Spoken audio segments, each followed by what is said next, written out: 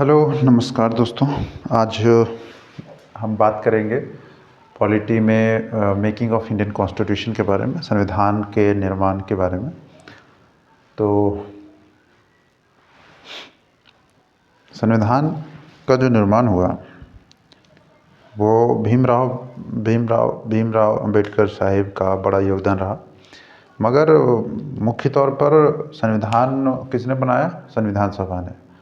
मतलब कि संविधान बनाने के पीछे संविधान सभा के सभी सदस्यों का, हम कह सकते हैं, बराबर रूप से योगदान है।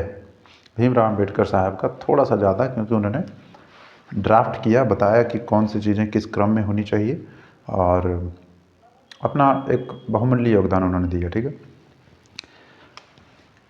तो मेकिंग ऑफ इंडियन कॉन्स्टिट्यूशन 1946 में पहली बार संविधान सभा गठित होती है, और पहली बार ही होती है और आखिरी बार ही होती है निश्चित रूप से। लेकिन हाँ, मांग जो है संविधान सभा के गठन का 1934 में एम एन रॉय जो कि एक कम्युनिस्ट हैं, उन्होंने पहली बार डिमांड किया था कि भाई हमारे देश में कॉन्स्टिट्यूएंट असेंबली होनी चाहिए, कॉन्स्टिट्यूएंट असेंबली जो कॉन्स्टिट्यूशन के निर्माण का काम करे। लेकिन 1935 में 1935 में कांग्रेस ने भी मांग किया, कांग्रेस ने, है ना, सामूहिक रूप से। फिर ऑफिशियली 1938 में अप्रॉक्सीमेटली 1938 के आसपास इंडियन नेशनल कांग्रेस की तरफ से जवाहरलाल नेहरू ने आधिकारिक तौर पर क्या कहते हैं इसको, संविधान सभा के गठन की मांग की। और फिर आया एक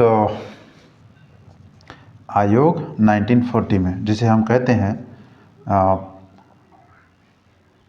कौन सा कमीशन है, कौन सा कमीशन है भाई? देखो, यहाँ पे रुक नहीं जाना तुम्हें, वीडियो प्रैक्टिस कर रहे हैं ना, प्रैक्टिस कर ही क्यों रहे? डायरेक्ट पढ़ाना होता तो हम डायरेक्ट नहीं जाते, बताओ।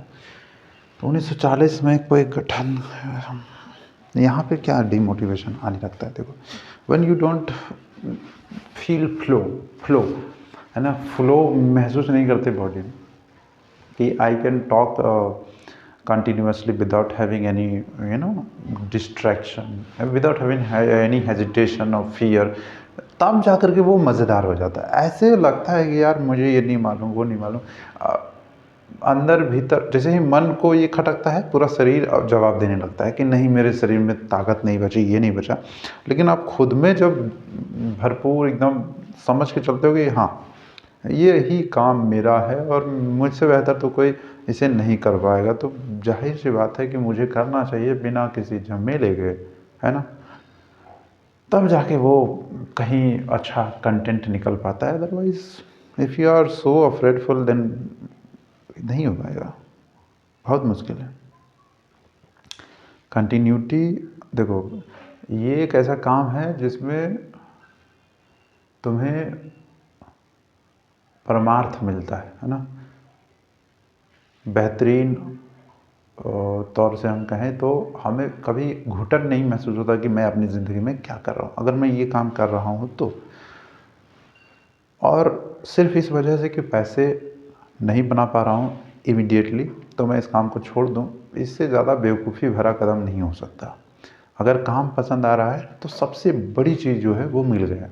पैसा is by product and definitely वो भी मिल जाएगा, और ज़रूरत है उसकी, बहुत ज़रूरत है, इसमें कोई शक नहीं। मैं नहीं इनकार कर रहा, मैं नकार नहीं रहा।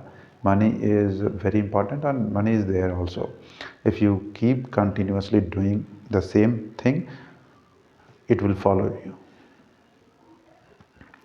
whether it is improving your communication skills or knowledge, in-depth knowledge in particular academic subject, and discussing those particular topics which are very very very complex, and you have to put your intention, focus, energy towards that particular journey.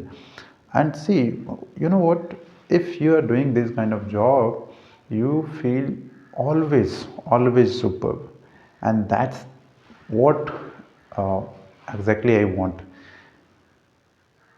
Being a human being, I always want to feel a very very very good and pure in my own aura. So I hope you understand, and it should not be neglected. ऐसा नहीं कि होना चाहिए कि this particular video के बाद दूसरा काम आ गया. This particular task is my only only only priority.